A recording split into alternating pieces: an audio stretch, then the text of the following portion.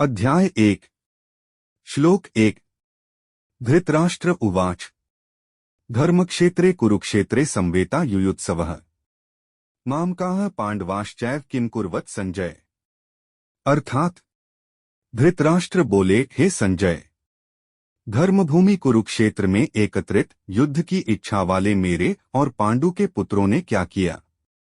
अध्याय 1 श्लोक 2 संजय उवाच दृष्ट्वा तु पांडवानीकं व्यूढ़ दुर्योधनस्तदा आचार्यमुख संगमे राजा वचन ब्रवीत।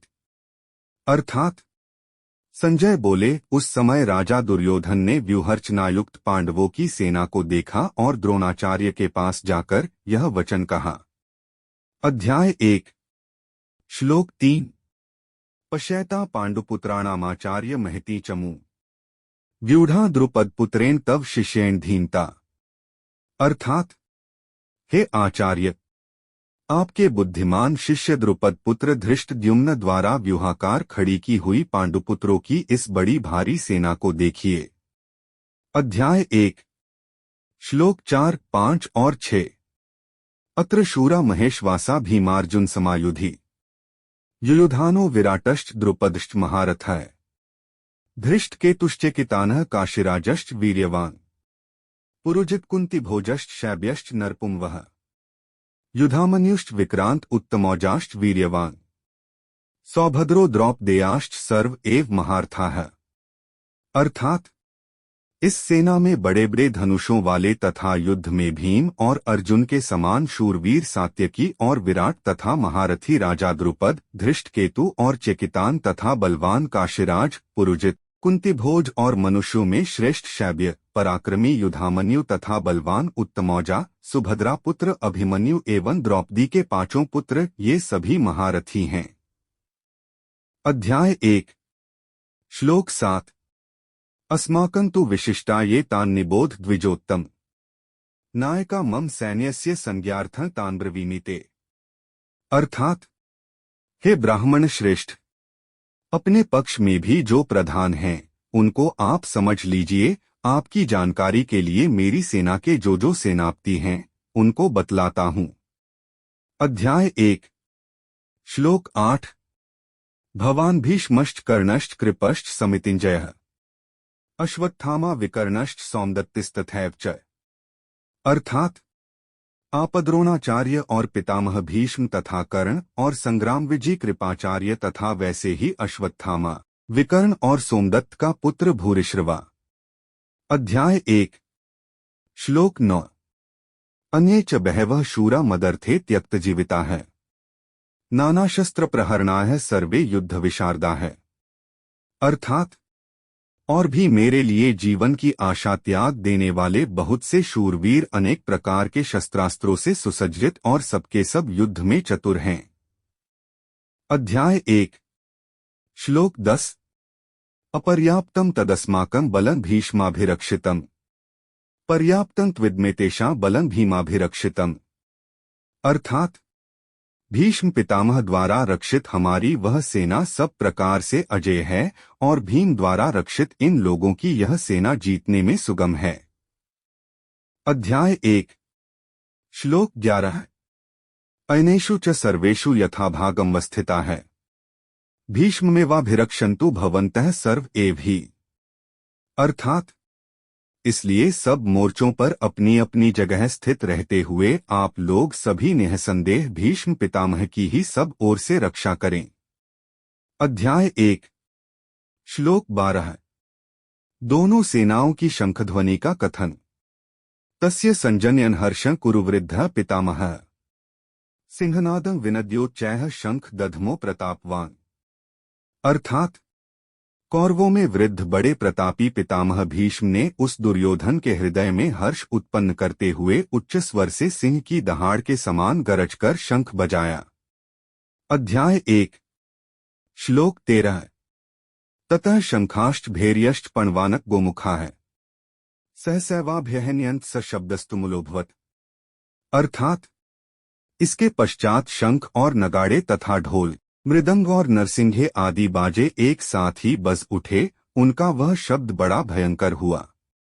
अध्याय 1 श्लोक 14। ततः श्वेतैर्हैर्युक्ते महति स्यन्दने स्थितौ माधवः पांडवश्चैव दिव्यो शंखो प्रदध्मतुः। अर्थात इसके अनंतर सफेद घोड़ों से युक्त उत्तम रथ में बैठे हुए श्री कृष्ण महाराज और अर्जुन ने भी अलौकिक शंख बजाए। अध्याय 1 श्लोक 15। पांचजन्य ऋषिकेशो देवदत्तं धनंजयः पौंड्रं दधमो महाशंख भीमकर्मा वृकोदरः। अर्थात श्री कृष्ण महाराज ने पांचजन्य नामक, अर्जुन ने देवदत्त नामक और भयानक कर्म वाले भीमसेन ने पौंड्र नामक महाशंख बजाया। अध्याय 1 श्लोक 16। अनंत विजय राजा कुंती पुत्रो युधिष्ठिरः नकुलः सहदेवश्च सुघोषमणि पुष्पकौ। अर्थात कुंती पुत्र राजा युधिष्ठिर ने अनंत विजय नामक और नकुल तथा सहदेव ने सुघोष और मणिपुष्पक नामक शंख बजाए। अध्याय 1 श्लोक 17 और 18। काश्यश्च परमेश्वासः शिखंडी च महारथः धृष्टद्युम्नो विराटश्च सात्यकिश्चापराजितः द्रुपदो द्रौपदेयाश्च सर्वशः पृथिवीप्ते सौभद्रश्च महाबाहुः शंखान् दध्मुः पृथक पृथक। अर्थात श्रेष्ठ धनुष वाले काशीराज और महारथी शिखंडी एवं धृष्टद्युम्न तथा राजा विराट और अजय सात्यकी, राजा द्रुपद एवं द्रौपदी के पांचों पुत्र और बड़ी भुजा वाले सुभद्रा पुत्र अभिमन्यु, इन सभी ने, हे राजन, सब ओर से अलग अलग शंख बजाए। अध्याय 1 श्लोक 19। सघोषो धार्तराष्ट्राणा हृदयानि व्यदार्यत नभश्च पृथिवी चैव तुमुलो व्यनुनाद्यन्।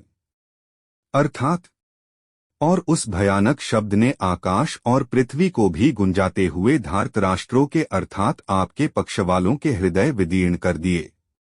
अध्याय 1 श्लोक 20 और 21।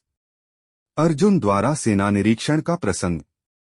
अथ व्यवस्थितान् दृष्ट्वा धार्तराष्ट्रान् कपिध्वजः प्रवृत्ते शस्त्र संपाते धनुरुद्यमे पांडवः ऋषिकेशं तदा वाक्यमिदमाह महीप्ते। अर्जुन उवाच सेनयोरुभयोर्मध्ये रथं स्थापयमेच्युत। अर्थात हे राजन, इसके बाद कपिध्वज अर्जुन ने मोर्चा बांधकर डटे हुए धृतराष्ट्र संबंधियों को देखकर उस शस्त्र चलने की तैयारी के समय धनुष उठाकर ऋषिकेश श्री कृष्ण महाराज से यह वचन कहा, हे अच्युत, मेरे रथ को दोनों सेनाओं के बीच में खड़ा कीजिए। 22।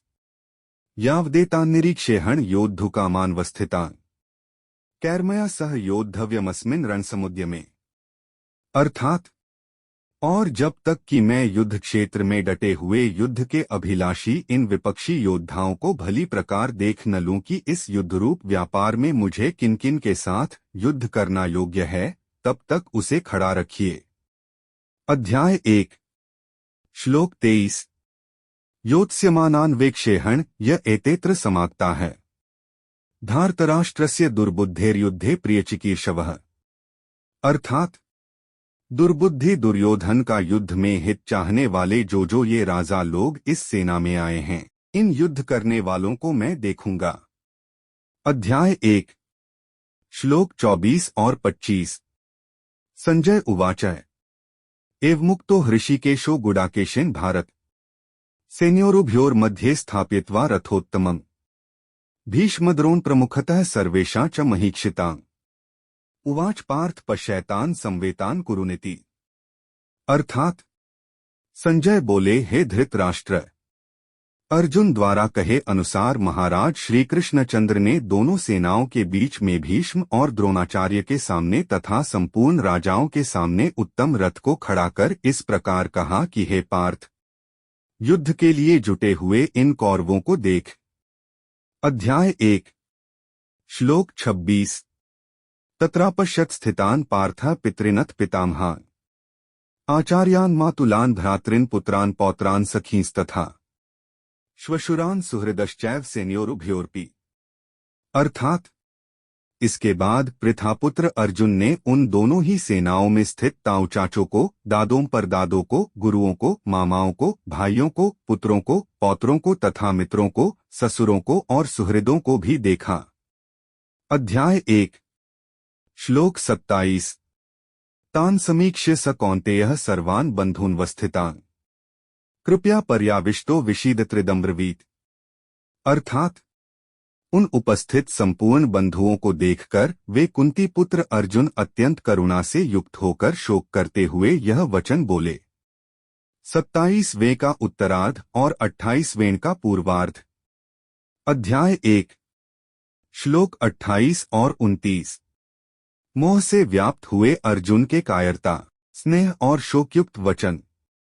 अर्जुन उवाच। दृष्टिवमं स्वजनम कृष्ण युयुत्सु समुपस्थितम् सीदन्ति मम गात्राणि मुखं च परिशुष्यति वेप्थुश्च शरीरे में रोमहर्षश्च जायते। अर्थात अर्जुन बोले, हे कृष्ण, युद्ध क्षेत्र में डटे हुए युद्ध के अभिलाषी इस स्वजन समुदाय को देखकर मेरे अंग शिथिल हुए जा रहे हैं और मुख सूखा जा रहा है तथा मेरे शरीर में कंप एवं रोमांच हो रहा है। अध्याय 1। श्लोक 30। गांडीवं स्रंस्ते हस्तात्वक चैव परिदह्यते न च शक्नोम्यवस्थातु भ्रमतीव च मे मनः। अर्थात हाथ से गांडीव धनुष गिर रहा है और त्वचा भी बहुत जल रही है तथा मेरा मन भ्रमित सा हो रहा है, इसलिए मैं खड़ा रहने को भी समर्थ नहीं हूं। अध्याय 1। श्लोक 31। निमित्तानि च पश्यामि विपरीतानि केशव न च श्रेयोनुपश्यामि हत्वा स्वजन्माहवे। अर्थात हे केशव, मैं लक्षणों को भी विपरीत ही देख रहा हूं तथा युद्ध में स्वजन समुदाय को मारकर कल्याण भी नहीं देखता। अध्याय 1। श्लोक 32। न कांक्षे विजय कृष्ण न च राज्य सुखानि च किन्नो राज्येन गोविंद की भोगैर्जीवितेन वा। अर्थात हे कृष्ण, मैं न तो विजय चाहता हूं और न राज्य तथा सुखों को ही। हे गोविंद, हमें ऐसे राज्य से क्या प्रयोजन है अथवा ऐसे भोगों से और जीवन से भी क्या लाभ है। अध्याय 1। श्लोक 33। येषामर्थे कानक्षितं नो राज्य भोगाः सुखानि च त इमेव स्थिता युद्धे प्राणास्त्यक्त्वा धनानि च। अर्थात हमें जिनके लिए राज्य, भोग और सुखादि अभीष्ट हैं, वे ही ये सब धन और जीवन की आशा को त्याग कर युद्ध में खड़े हैं। अध्याय 1। श्लोक 34। आचार्याः पितरः पुत्रास्तथैव च पितामहाः मातुलाः श्वशुराः पौत्राः श्यालाः संबंधिनस्तथा। अर्थात गुरुजन, ताऊ चाचे, लड़के और उसी प्रकार दादे, मामे, ससुर, पौत्र, साले तथा और भी संबंधी लोग हैं। अध्याय 1। श्लोक 35। एतान्न हन्तुमिच्छामि घ्नतोऽपि मधुसूदन अपि त्रैलोक्यराज्यस्य हेतोः किन्नु महि कृते।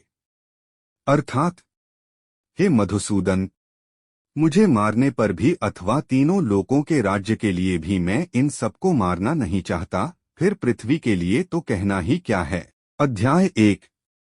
श्लोक 36। निहत्य धार्तराष्ट्रान्न का प्रीतियः स्यात् जनार्दन पाप में वा श्रेयदस्मान हत्वैतानात्तायेन। अर्थात हे जनार्दन, धृतराष्ट्र के पुत्रों को मारकर हमें क्या प्रसन्नता होगी, इन आत्ताइयों को मारकर तो हमें पाप ही लगेगा। अध्याय 1। श्लोक 37। तस्मान्नार्हा वयं हन्तु धार्तराष्ट्रान् स्वबान्धवान् स्वजनम ही कथा हत्वा सुखिनः स्याम माधव। अर्थात अतएव हे माधव, अपने ही बांधव धृतराष्ट्र के पुत्रों को मारने के लिए हम योग्य नहीं हैं, क्योंकि अपने ही कुटुंब को मारकर हम कैसे सुखी होंगे। अध्याय 1। श्लोक 38 और 39। यद्यप्येते न पश्यन्ति लोभोपहतचेतसः कुलक्षयकृतं दोषं मित्रद्रोहे च पातकम् कथं न ज्ञेयं स्माभिः पापादस्मान् निवर्तितुम् कुलक्षयकृतं दोषं प्रपश्यद्भिर्जनार्दन। अर्थात यद्यपि लोभ से भ्रष्टचित्त हुए ये लोग कुल के नाश से उत्पन्न दोष को और मित्रों से विरोध करने में पाप को नहीं देखते, तो भी हे जनार्दन, कुल के नाश से उत्पन्न दोष को जानने वाले हम लोगों को इस पाप से हटने के लिए क्यों नहीं विचार करना चाहिए। अध्याय 1 श्लोक 40 कुलक्षय प्रणश्यन्ति कुलधर्माः सनातनाः धर्मे नष्टे कुलंकृत स्नम धर्मोभिभवत्युत। अर्थात कुल के नाश से सनातन कुल धर्म नष्ट हो जाते हैं तथा धर्म का नाश हो जाने पर संपूर्ण कुल में पाप भी बहुत फैल जाता है। अध्याय 1 श्लोक 41 अधर्माभिभवात् कृष्ण प्रदुष्यन्ति कुलस्त्रियः स्त्रीषु दुष्टासु वार्ष्णे जायते वर्णसंकरः। अर्थात हे कृष्ण, पाप के अधिक बढ़ जाने से कुल की स्त्रियां अत्यंत दूषित हो जाती हैं और हे वार्ष्णे, स्त्रियों के दूषित हो जाने पर वर्णसंकर उत्पन्न होता है। अध्याय 1 श्लोक 42 संकरो नरकायैव कुलघ्नाना कुलस्य च पतंती पितरो हेषा लुप्त पिंडोदक क्रिया है। अर्थात वर्णसंकर कुलघातियों को और कुल को नरक में ले जाने के लिए ही होता है। लुप्त हुई पिंड और जल की क्रिया वाले अर्थात श्राद्ध और तर्पण से वंचित इनके पितर लोग भी अधोगति को प्राप्त होते हैं। अध्याय 1 श्लोक 43 दोषैरेतैः कुलघ्नाना वर्णसंकरकारकैः उत्साद्यन्ते जातिधर्माः कुलधर्माश्च शाश्वताः। अर्थात इन वर्णसंकरकारक दोषों से कुलघातियों के सनातन कुलधर्म और जातिधर्म नष्ट हो जाते हैं। अध्याय 1 श्लोक 44 उत्सन्न कुलधर्माणा मनुष्याणा जनार्दन नरकेनेतं वासो भवतीत्यनुशुश्रुम। अर्थात हे जनार्दन, जिनका कुलधर्म नष्ट हो गया है ऐसे मनुष्यों का अनिश्चित काल तक नरक में वास होता है, ऐसा हम सुनते आए हैं। अध्याय 1 श्लोक 45 अहो बत महत् पापं कर्तुं व्यवसिता वयम् यद्राज्य सुख लोभेन हन्तु स्वजन मुद्यता है। अर्थात हाँ शोक, हम लोग बुद्धिमान होकर भी महान पाप करने को तैयार हो गए हैं, जो राज्य और सुख के लोभ से स्वजनों को मारने के लिए उद्यत हो गए हैं।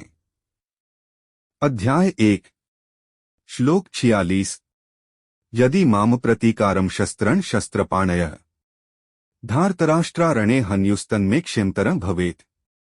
अर्थात यदि मुझ शस्त्ररहित एवं सामना न करने वाले को शस्त्र हाथ में लिए हुए धृतराष्ट्र के पुत्र रण में मार डालें तो वह मारना भी मेरे लिए अधिक कल्याणकारक होगा।